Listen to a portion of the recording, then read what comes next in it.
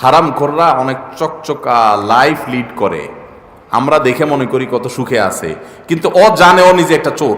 জানে কি জানে না?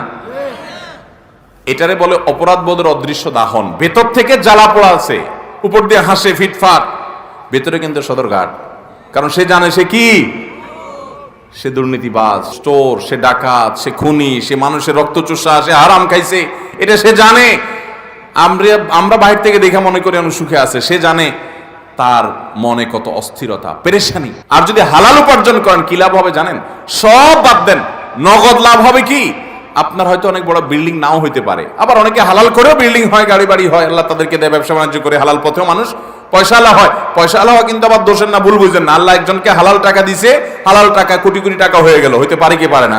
পারে, কিন্তু এটা কঠিন।